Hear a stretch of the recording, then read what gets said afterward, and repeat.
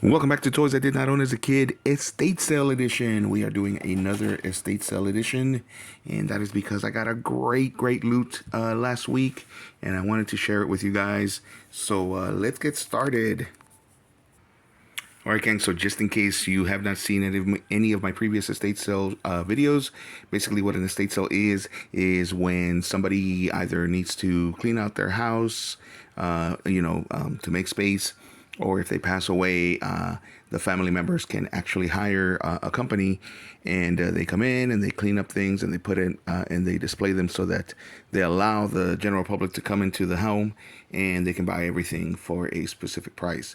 Around here and in most places, most of these new companies, the way that they do things is they set it up for multiple days, and on the first day there's a certain price, and by the last day, on the very last day, usually they are half price.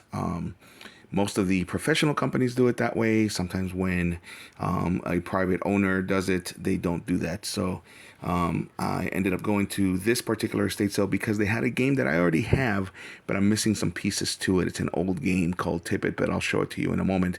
So and I ended up going on the last day thinking, it's probably gone. The last time that I went to an estate sale and they had it, and I didn't go on the first day. They no longer had it. They had already sold it. But no, not only did I find it, I found a bunch of other games from the same time, or at least around the same time. So first of all, we got this. It's called Dynamite Shack.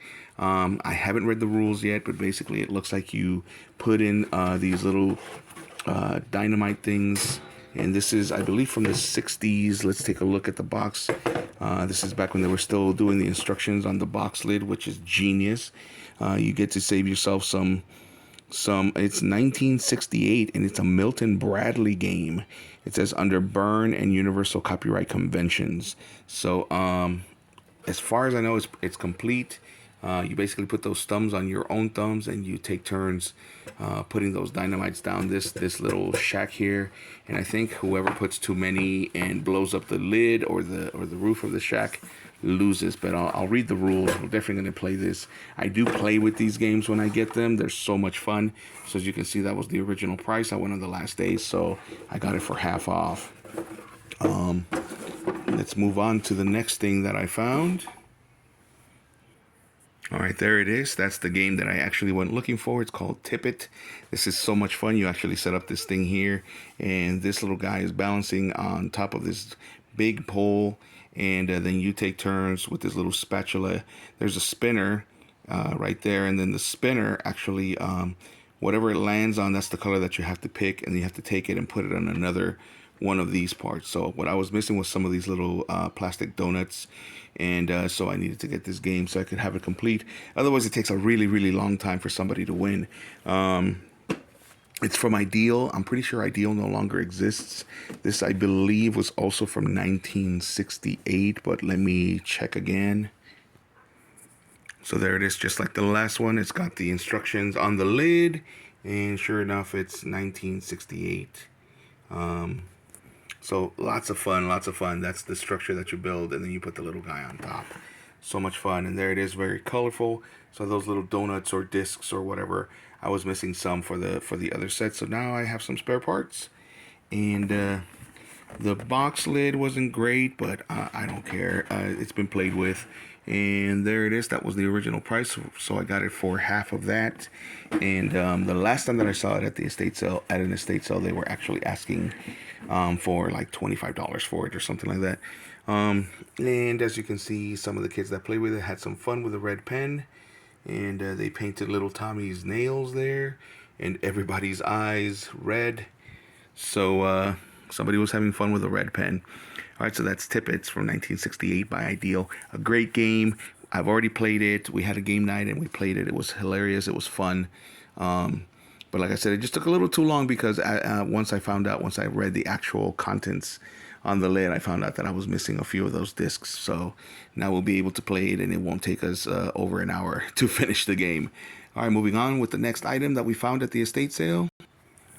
So I got this just for the weird factor of it and the neat factor of it kind of thing. So these are basically molds, and it's called Proto, and it's a Royal Castle building set. And so The castle actually opens up, and there's all kinds of little molds for these little characters inside the castle once you close it. And so Pro-Dough is very much like Play-Doh. It says right there, it's from the makers of Play-Doh. And basically, it's air hardening clay, which you can find at any art store. So even though the cans that are in there and everything's complete, I checked, even though the cans that are in there probably are already dry, we can definitely get some air hardening clay and use this guy. So we can go to like Blix or something and get that air hardening clay. And I believe this was from 1997, and this was the original price, $6, so I got it for $3. I thought it'd be fun. Just like I said, for the weird factor. It's something that I don't remember ever seeing any commercials for. Of course, by 1997, I was already technically a grown-up, so I was probably at work when the commercials were coming on for this thing. But it looked pretty cool. It looked pretty neat, and there's the different sets that came for that particular toy. So I'm pretty sure it was 1997. I'm trying to see where the year is. It's over here. Let me see. 1995, actually. So 1995. So there you go. Moving on to the next one. All right, next we got some random stuff that I found in the same basement. And this was the weirdest one. I got that one also for the weird factor. It says, make your own with love, tiny doll baby. Looks like a little Cabbage Patch knockoff, as we can see. This is from 1985, so this is the year after Cabbage Patch came out, and the sensation was still going strong. The mold, though, looks like the very first wave of Cabbage Patch Kids, and it's called a tiny doll baby. And I think originally the creator called them little people, but I can't remember. So, and there is some kind of a copyright down here. It says, Doll Baby is the trademark of Martha Nelson Thomas, the only one doll baby body. Copyright 1984, Martha Nelson Thomas. So this might actually be from the creator. I can't remember her name, but it might be her. And that's probably why this looks the way that it looks, because that's more like the original dolls that she used to make. So holy crap, I might have found a little treasure here. And that was the original price, so that means I paid $2 for that guy.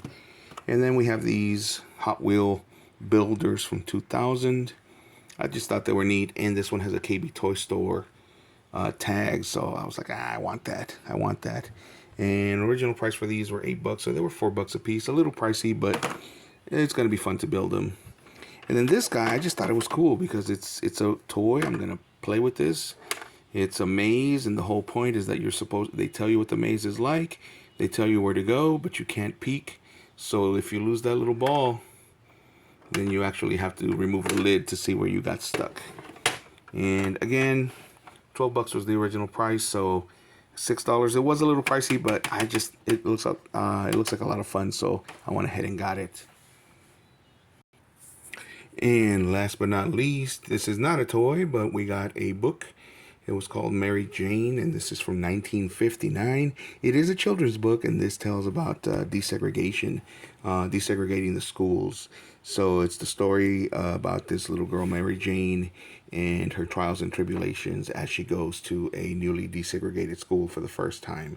So, again, not a toy, but figured it was something that we needed to have in our household. Definitely gonna read it and see what the book was like. It's by Dorothy Sterling, so I hadn't heard of it, but we're gonna take a look at it. We're gonna take a read and see, how historically accurate or how they handled it. So of course, this is toys I did not own as a kid, and most of the toys that you saw I did not own as a kid. Number one, because they came out. Some of those board games came out before I was even born. And the other toys, some of them I was already a grown-up, like those scooters. And the other one was a little doll. And I was a little boy in the 80s and didn't really have necessarily an interest in any Cabbage Patch dolls. But as a grown-up toy collector, knowing the sensation that was the Cabbage Patch dolls, I definitely was interested in getting that. And now that I got it, I'm happy because it looks like it was actually copyrighted to the original creator, but I'll double check that. Anyway, thanks for watching, gang. Let me know what you guys think, and if you like the video, hit a like.